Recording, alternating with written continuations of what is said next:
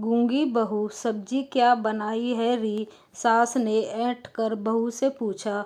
बहू ने जवाब न दिया। अरे तुझे ही पूछ रही हूँ, क्या बनाया है आज?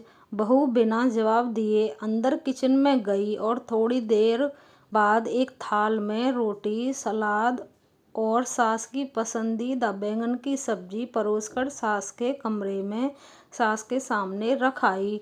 बड़ी अकड़बाज है री। जब पूछा तब बोल न सकती थी। और ये रोटी किसके लिए परोस गई? मुझे न खानी ऐसी रोटी, ले जाए इसे यहाँ से। सास ने थाल उठाकर बेड के पास टेबल पर रख दी। बहू ने सब देखा मगर कुछ कहे बिना दूसरी थाल लाकर खाने को ढक दिया।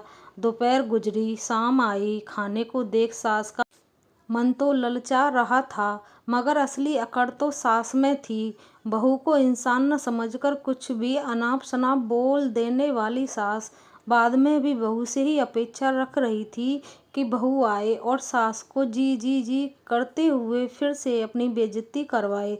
लेकिन इस बार बहू ने तय कर लिया था, अब वह एक चुप रहकर अपने फर्ज निभाएगी और चाहे कुछ भी हो लेकिन मुंह नहीं खोलेगी। देखते देखते रात हो गई। खाना वहीं टेबल पर पड़ा रहा। अब वक्त हो चला बेटे के घर लौटने का। बेटा अपने काम से रात 9 बजे घर पहुंचा। माँ का कमरा घर का पहला कमरा था और आदर्श बेटा वैसे भी दिन भर की कमाई माँ को सौंप कर ही पानी का गिलास भर पीता। यहाँ माँ उर्फ बहू की सास स्वयं की अपनी अकड़ में भूखी बैठी, मुंह फुलाकर बैठी थी। क्या हुआ माँ? और ये क्या? ये सब्जी तो मेरे टिफिन में भी आई थी। ये तो दिन की सब्जी है। तुमने दिन का खाना अभी तक क्यों नहीं खाया? मैं कोई जानवर हूँ जिसके आगे रोटी पटक कर चले जाती है तेरी मैडम? मुंह से बोल नहीं सकती कि खाना खा लीजिए। मैं क्या चाहती हूँ? दो बोल, कोई प्यार से बोल दे, बस यही ना। सुबह से 2 बार पूछा उस मैडम को कि क्या बनाया है मगर गूंगी बनी हुई है। एक यही सुंदर नहीं जो इतना घमंड है इसे। सास ने बातों को मसाले में लपेटकर परोस दिया।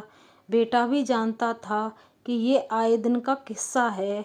माँ का इसलिए करते माँ को बहलाता रहा। लेकिन माँ एक सास भी थी, बहू के झुकाव के बिना कहाँ मानने वाली थी। कचहरी में अब बहू को बुलाया गया। पति, क्या हुआ? आज माँ ने सुबह से खाना नहीं खाया? तुमने पूछा नहीं? बहू ने गर्दन हिलाई और कहा, मैं नहीं बोल सकती। सास का पारा चढ़ गया। तनक कर बोलने लगी, ये देख, इसे क्या फ़र्क पड़ता है मैं जीऊँ या भूखी मर जाऊँ? इसकी अपनी माँ ने भी यही सब किया होगा, तभी ऐसा सीख गई। अब बहू के बर्दाश्त की सीमा पार हो चुकी थी। कोई औरत बिना वजह अपने मायके वालों के खिलाफ कुछ नहीं सुन सकती। तो बहू भी बोल पड़ी, मरा माँ को क्यों बीच में लाती हैं आप? उन्होंने क्या बिगाड़ा है आपका? जो कहना है मुझे कहिए। मेरे माँ बाप तक पहुँचने की ज़रूरत नहीं। मैं यहाँ जीती जागती खड़ी हूँ, मुझसे बात कीजिए। ओहो, तो तेरे मुंह में जबान भी है मेरी बात का जवाब देने के लिए। तो तू सुबह से गूंगी बनी फिर रही थी। गूंगी बनने पर आप ही ने मजबूर किया। कल शाम आप पड़ोसियों से क्या झूठी शिकायत कर रही थी मेरी? घर की साफ सफाई नहीं करती, मेरे रिश्तेदारों को नहीं पूछती, अभी तक कोई बच्चा भी ना हुआ, इसे न जाने कौन बीमारी है, मायके वालों ने भी फ्री फंड में भेज दी, न दान न दहेज कोई। कब नहीं पूछा मैंने आपके रिश्तेदारों को? शादी को 1.5 साल ही बीता है लेकिन साल से ऊपर तक तो आपके रिश्तेदार यहीं आते जाते रहते। मेरे अकेले के आराम के लिए ही कोई जगह न होती थी घर में। उन्हें अपना कमरा तक सौंप देती थी मैं।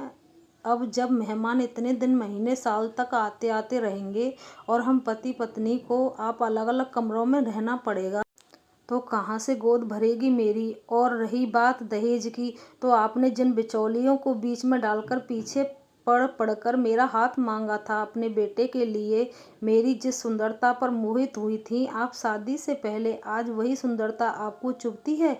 घमंडी लगती हूँ मैं आपको? आपके उन बिचौलियों से पूछिए। उन्हीं ने कहा था कि आपके वचन हैं कि मेरे घर में सामान की जगह नहीं है, इसलिए कोई दहेज न दें, बस बेटी सौंप दें। तो भी मेरे घर वालों ने मेरे लिए लाखों की फिक्स्ड डिपॉजिट करवाई। अब यही जवाब मैंने इन्हें कल भी दिया। आप भी यहीं मौजूद थे पतिदेव जी। तो आपकी मम्मी ने क्या कहा? अपनी मैडम से कह दे कि इस घर में रहना है तो मुंह पर ताला लगा कर रहें। पटर पटर की तो मेरे घर से निकल जाए। आपके सामने रोटी का थाल परोस कर जाती हूँ, बिना कुछ कहे तो आप अपनी मम्मी को जानवर मानने लगी। लेकिन आप जो आए दिन मेरा तिरस्कार करती हैं, अपने शब्दों से ही मुझे नोच डालती हैं, यहाँ तक कि मेरे मायके वालों को भी अब शब्दों का इस्तेमाल करने से नहीं चूकती। आप तो क्या आपसे इस तरह मेरा मन जुड़ेगा? भला मेरा मन न मानेगा कि मैं आपको सम्मान दूँ, और अगर मुंह खोल कर आपको आईना दिखा भी दूँ तो आप जवाब देती हैं कि मेरे घर से निकल जाओ। मैं कब तक अपनी बेइज्जती करवाती रहूँगी? अब मैं अपने फर्ज चुपचाप निभाऊंगी, लेकिन आपसे मेलजोल या वार्तालाप नहीं करूंगी। आपको मुंह पर ताला लगाकर रहने वाली बहू चाहिए ना? तो अब से मैं गूंगी बहू ही बनकर रहूंगी, यही मेरे आत्मसम्मान के लिए अच्छा होगा। बहू के वचन सुनकर सास मौन थी। लेकिन कब तक ये तो कोई नहीं जानता था।